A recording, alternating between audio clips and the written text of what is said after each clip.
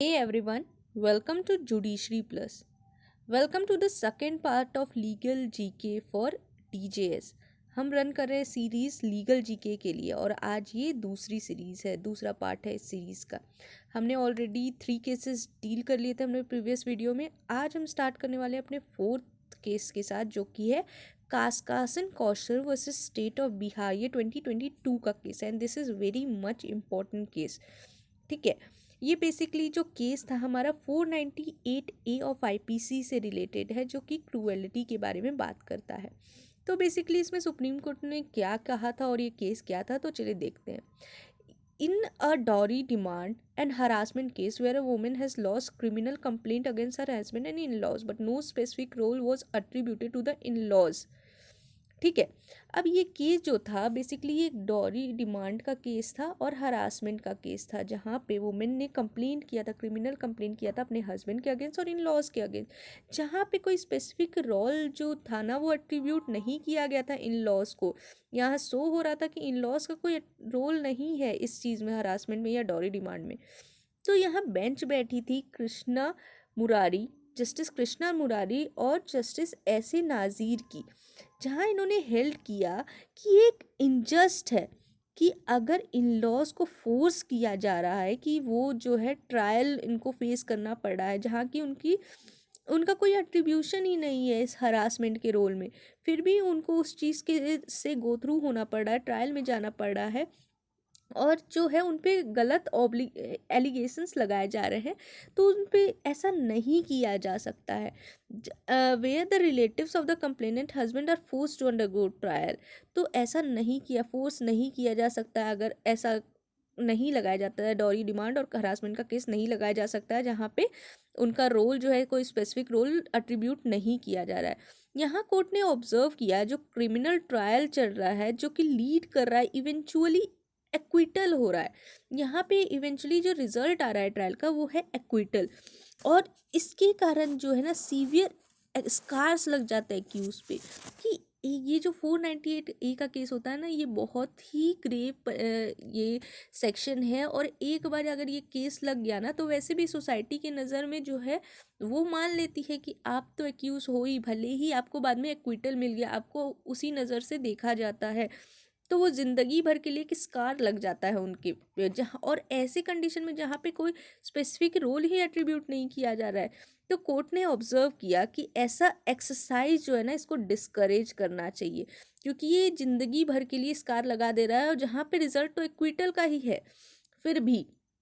ठीक है, तो फिर क्या हुआ, the court also observed that while incorporation of section 498A of IPC was aimed at preventing cruelty committed upon a woman in the country by her husband and in-laws by facilitating rapid state intervention, it is equally true that in recent time matrimonial litigation in the country has also increased significantly, and there is a greater disaffection and friction surrounding the institution of marriage now more ever than. This has resulted in an increased tendency to employ provision of 498A as an instrument to settle personal score against the husband and the relative। यानी कि यहाँ पे इन्होंने observe किया कि पहले जितने cases आते थे ना 498A के, आजकल ये जो है बहुत केसेस बढ़ गए हैं, खास करके मैट्रिमोनियल केसेस जो है वो बहुत ही ज़्यादा बढ़ गए हैं। तो जो है इस चीज़ का मिसयूज़ बहुत किया जा रहा है, 498 के जो प्रोविज़न है आईपीसी के अंदर उसका मिसयूज़ किया जा रहा है बहुत ज़्यादा। और ये जो पर्सनल ग्रजेस होते हैं ना, वो कभी कभी वुमेन निकालने के लिए हस्बैंड और अपने इन लॉज के अगेंस्ट ऐसा केस फाइल कर देती है 498 का। तो कोर्ट ने नोट डाउन किया सेवरल रूलिंग, जहाँ पे कोर्ट ने एक्सप्रेस किया था कंसर्न कि ये मिसयूज़ किया जा रहा है 498 का, और वो इंक्रीज़ हो गया इसका मिसयूज़, और इसके कारण जो है ये जो जो मिसयूज़ है इसके कारण implicating relative of the husband in matrimonial dispute, ज़बरदस्ती का उनको खींचा जाता है मैट्रिमोनियल डिस्प्यूट में without analysing the long term ramification on the trial on the complainant as well an accuse, और ये सोचा भी नहीं जाता कि इसका जो है रिजल्ट क्या होगा, इसका इफेक्ट क्या पड़ेगा उनकी लाइफ पे। कोर्ट ने ये भी ऑब्जर्व किया बहुत सारे जजमेंट से कि बहुत सारे फॉल्स एलिगेशन, फॉल्स इम्प्लीकेशन लगाए जाते हैं, ठीक है, वुमेन के द्वारा मैट्रिमोनियल डिस्प्यूट के रिगार्डिंग। तो और अगर इसको चेक नहीं किया, इसको ऐसा ही छोड़ दिया गया, तो फिर ये मिसयूज़ किया जाएगा, आगे भी लॉ के प्रोसेस को मिसयूज़ किया जाएगा। इसीलिए इस केस में Kahkashan Kausar versus state of Bihar 2022 के केस में कोर्ट ने by way of judgment has warned the court from the proceedings against the relative and in-laws of the husband when no prima facie case is made out against them। यानी कि यहाँ पे इन्होंने Warne किया कि आप जो है प्रोसीडिंग नहीं चला सकते हो जहाँ प्राइमा फेसी कोई केस ही नहीं बन रहा इन लॉ के या हस्बैंड के अगेंस्ट, ठीक है, क्योंकि उन पे लॉन्ग टर्म इम्प्लीकेशन होता है इस चीज़ का, इसलिए इन्होंने ऐसा जजमेंट दिया। और in the case at hand general allegation was levied against in laws the complainant alleged that all accused harassed her mentally and threatened her to terminating her pregnancy। Furthermore, no specific and distinct allegation has been made against either of the applicant herein। ठीक है, अब ये case में भी इन्होंने जो women थी वो उन्होंने बोला कि ये टर्मिनेशन ऑफ प्रेगनेंसी के लिए इसको फोर्स किया जा रहा था, बट उन्होंने कोई स्पेसिफिक एलिगेशन नहीं लगाया था इन लॉज के अगेंस्ट। तो कोर्ट ने ऑब्जर्व किया कि this simply lead to a situation where in one fails to ascertain the role played by each accused in furtherance of the offence. The allegation are therefore general and omnibus and can be best be said to have been made out of the account of small skirmishes। ठीक है, तो court ने यही decide किया कि ये जो है ना ये एक स्मॉल डिस्प्यूट है। आप जब एलिगेशन लगा नहीं सक रहे हो, पर्टिकुलर पॉइंट आउट नहीं कर सक रहे हो कि किस पर्टिकुलर एक्यूज ने आपके अगेंस्ट कौन सा एक्शन लिया था, तो इसका मतलब यही है कि आप जो है छोटी छोटी बातों को बड़ा बना रहे हो और वो कोर्ट में लेकर आ रहे हो। ये ऐसा 498 का कोई केस नहीं बन रहा है यहाँ पे इन लॉज के अगेंस्ट। तो कोर्ट ने हेल्ड किया allowing prosecution in absence of clear allegation against the in laws would simply result in an abuse of the process of law. तो ऐसा ना किया जाए, आगे का प्राइमा फेसी केस बनता है तो ही आप ऐसे ट्रायल में डालोगे, अदरवाइज नहीं डालोगे। This is very important case. चलिए चलते हैं अपने नेक्स्ट केस की तरफ जो कि पॉस्को से related, and this is very much important क्योंकि आपके नए जो सिलेबस में ऐड हुआ है डीजीएस, तो पॉस्को भी एक सब्जेक्ट ऐड हो गया है। देखते हैं। POCSO offender deserve no leniency, a message must be convey to the society at last, supreme court ने ये बोला। ठीक है, तो Nawabuddin versus state of Uttarakhand 2020 के केस में क्या हुआ था, सुप्रीम कोर्ट ने बोला in a case of 65-year-old man, 65-year-old man ने कमिट किया था aggravated penetrated sexual assault on a 4-year-old neighbour. ठीक है, तो यहाँ पे 65-year-old मैन ने ना पेनिट्रेटिव सेक्सुअल असॉल्ट किया था एक 4 साल के ओल्ड नेबर के साथ। ठीक है, यहाँ बेंच बैठी थी मिस्टर शाह क्या और फिर बीवी नागरत्न का। इन्होंने ऑब्जर्व किया कि कोई भी एक्ट जो होता है ना सेक्सुअल असॉल्ट का हो या सेक्सुअल हरासमेंट का हो चिल्ड्रन पे, वो बहुत ही सीरियसली देखा जाना चाहिए, क्योंकि ऐसे सारे ऑफेंसेस जो होते हैं ना सेक्सुअल हरासमेंट या सेक्सुअल असॉल्ट से रिलेटेड चिल्ड्रन पे, उसको एक स्ट्रिंजेंट मैनर में देखना चाहिए और इस पर कोई भी लीनियंसी देने की कोई भी आवश्यकता नहीं है, कोई भी लीनियंसी नहीं देना चाहिए, क्योंकि जो जिन्होंने कोई ऑफेंस किया है पॉस्को एक्ट के अंदर। ठीक है, तो चिल्ड्रन, इन्होंने यहाँ पे ये भी स्टेटमेंट दिया कि चिल्ड्रन जो है एक प्रीसियस ह्यूमन रिसोर्स है कंट्री के, एंड ये कंट्री के फ्यूचर है और वो the hope of tomorrow rest on them. ठीक है, but unfortunately in our country girl child is a very vulnerable position.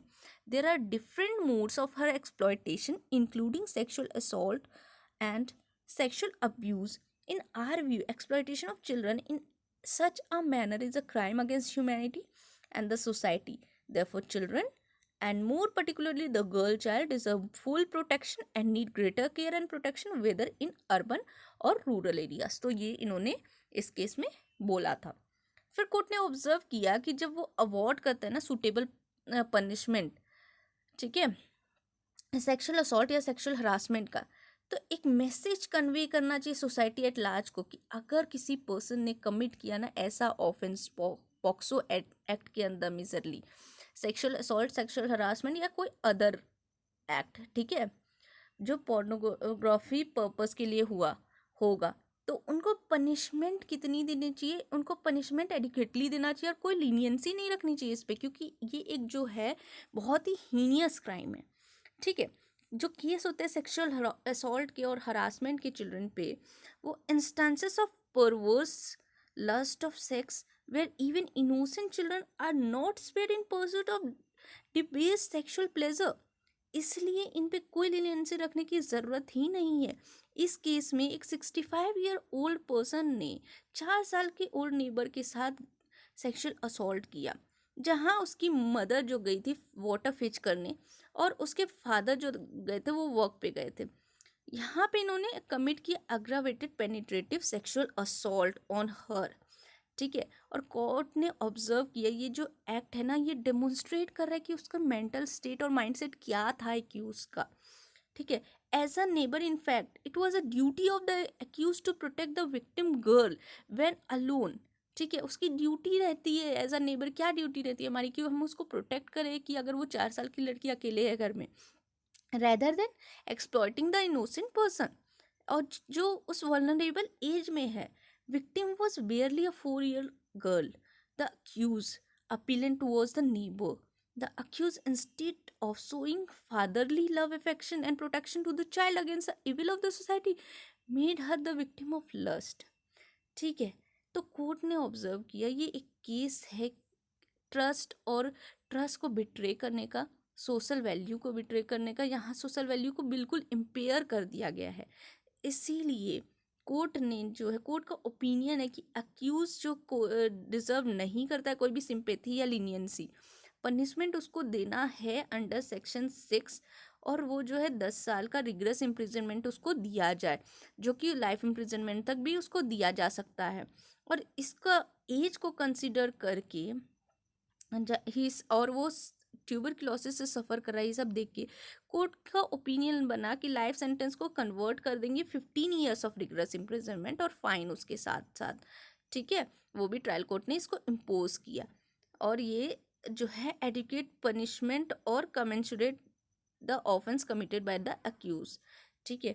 तो इसलिए ये डिसीजन लिया गया और बोला गया आगे से किसी भी पोस्ट को एक्ट के अंदर अगर कोई ऑफेंस कमिट होता है तो इस पर लीनियंसी दिखाने की कोई भी ज़रूरत नहीं है। नेक्स्ट केस जो आज के लिए हमारा वो है consent decree can not be modified alter unless mistake is a patent और ऑब्वियस वन। यानी कि कंसेंट डिक्री जो होता है ना, जिसमें दोनों पार्टी कंसेंट दे के एक नतीजे पे पहुंचती है, ठीक है, वैसे डिग्री को हम जो है मॉडिफाई या अल्टर नहीं कर सकते हैं जब तक कोई मिस्टेक ना हो उस डिग्री में, और वो मिस्टेक कैसा हो, पेटेंट या ऑब्वियस वन जो सामने से दिख रहा हो, ठीक है। ये सुप्रीम कोर्ट का जजमेंट था अजंता एलएलपी वर्सेस कैशियो केसैंकी kabushiki Casio computer company limited 2022। अगर इसकी प्रोनाउंसिएशन कुछ और होगी तो आप देख लीजिएगा, यहाँ पे स्पेलिंग सही लिखी हुई है, ठीक है। तो यहाँ पे बेंच बैठी थी एमआर शाह और बीवी नागरत्था जस्टिस जी की। यहाँ पे इन्होंने हेल्ड किया कि कंसेंट डिक्री को मॉडिफाई और अल्टर नहीं कर सकते जब तक मिस्टेक जो है ऑब्वियस वन नहीं होता है। कोर्ट ने हेल्ड किया otherwise if a danger of every consent decree be sought to be alter on the ground of mistake misunderstanding by the party to the consent decree, ठीक है। अब यहाँ पे आते हैं हम कि बैकग्राउंड पे, तो बैकग्राउंड जो है this is not so important for us, हम देखते हैं एनालिसिस क्या था। तो इस केस का एनालिसिस था कि कोर्ट ने एक्सप्लेन किया कि judgement by consent is intended to stop litigation between the party just as much as a judgement resulting from a decision of the court at the end of the long downward flight. Consent decree क्यों दिया जाता है? ताकि litigation stop हो सके, ठीक है। इसका मतलब ये नहीं है कि आप एक बार कंसेंट डिक्री ले लो और फिर अगेन आ जाओ कि हमारे डिक्री में मिस्टेक है, हम फिर से केस फाइल करना चाहते हैं, फिर तो इसका जो ऑब्जेक्ट है वही डिफीट हो गया, है ना। तो कॉम्प्रोमाइज डिक्री जो है ना एक स्टॉपल क्रिएट करती है जजमेंट में कि आप एक बार अगर आप खुद से आके कंसेंट डिक्री ले रहे हो फिर आप अपनी बात से पीछे नहीं हट सकते हो। However consent decree can would not serve as a estoppel where a compromise was vitiated by fraud. लेकिन जहाँ पे फ्रॉड है, जहाँ पे मिस रिप्रेजेंटेशन है, जहाँ मिस्टेक है, वहाँ ऑब्वियस रीज़न है कि यहाँ स्टॉपल अप्लाई नहीं होगा। कोर्ट जब एक्सरसाइज करता है अपना इनहेरेंट पावर तो वो रेक्टिफाई कर सकता है कंसेंट डिक्री को भी, और वो कोई भी क्लरिकल या अर्थमेटिकल एरर भी है तो वो भी उसको जो है वो क्लियर कर सकता है so as to bring in conformity with the terms of the compromise, ठीक है। अनडाउटेबली कोर्ट जो है ना वो एंटरटेन करेगा application under section 151 of CPC. ताकि वो ऑल्टर कर सके, मॉडिफिकेशन कर सके कंसेंट डिक्री का, जो कि फ्रॉड से विशिएट हुआ है, मिसरिप्रेजेंटेशन या मिस्टेक से या मिसअंडरस्टैंडिंग से विशिएट हुआ है। लेकिन एज अ जनरल टर्म अगर जो है कंसेंट डिक्री को मॉडिफाई या ऑल्टर नहीं कर सकते हैं, ठीक है। लेकिन अगर कोई फ्रॉड है, मिसरिप्रेजेंटेशन है और मिसअंडरस्टैंडिंग या मिस्टेक है तो फिर किया जा सकता है अंडर सेक्शन 151 ऑफ सीपीसी, जो इनहेरेंट पावर देता है कोर्ट को, ठीक है।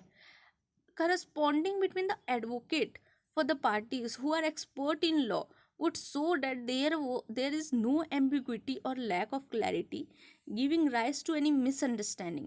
Even assuming there is a mistake, a consent decree cannot be modified, altered unless the mistake is a patent or obvious mistake, or else there is a danger of every consent decree being sought to be altered on the ground of mistake, misrepresenting by a party to a consent decree, ठीक है। तो यहाँ simply वही बोला गया कि जब तक ऑब्वियस या पेटेंट नहीं मिस्टेक हो तब तक जो है कंसेंट डिक्री को मॉडिफाई नहीं किया जाता। और इसका सिंपली रीज़न यही है कि इसको कंसेंट डिक्री को कंसिडर ही इसीलिए किया जाता है ताकि स्टॉप किया जाए लिटिगेशन। अगर इसका ऑब्जेक्ट ही डिफीट हो जाएगा तो इसका पर्पस ही ख़त्म हो जा रहा है ना, तो फिर कंसेंट डिक्री का कोई मतलब ही नहीं बनता है। तो इसीलिए यहाँ पे ये बोला गया है, ठीक है। तो आज के लिए हम इतना ही रखते हैं। अगले नेक्स्ट सेशन में हम फिर मिलेंगे अपने अलग केसेस के साथ, जो रीसेंट लीगल केसेस है और जो डीजीएस के लिए इम्पॉर्टेंट है। तब तक के लिए कमेंट सेक्शन में कमेंट करके बताइए कि ये सेशन आपको कैसा लगा, और अगर आपको अच्छा लगा तो अपने फ्रेंड्स के साथ भी शेयर करिए, क्योंकि शेयर करने से आप ये मत सोचिएगा कि आपके वो कॉम्पिटिटर है, और अगर आपने शेयर किया तो वो भी यही सब जान जाएंगे और हमें एग्ज़ाम में जो है आपसे अच्छा कर लेंगे। वैसे भी ये जो है वीडियो यूट्यूब चैनल पे है तो लोग तो देखते ही हैं, तो अगर आप अपने फ्रेंड्स का मदद करोगे तो आपके लिए अच्छा होगा, क्योंकि ऐसा नहीं है कि आप अगर नहीं बताओगे तो वो नहीं पढ़ेंगे। तो पढ़ना तो है ही, तो लोगों की मदद करो, पॉजिटिव रहो, ये मत सोचो कि दूसरे को नीचे गिरा के हमें उठना है, साथ में लेके चलो, सब ऊपर जाओगे, सबको अच्छा लगेगा, ठीक है। So this is our goal, this is our motto. I am also doing this for you all. So keep supporting, keep loving. Thank you.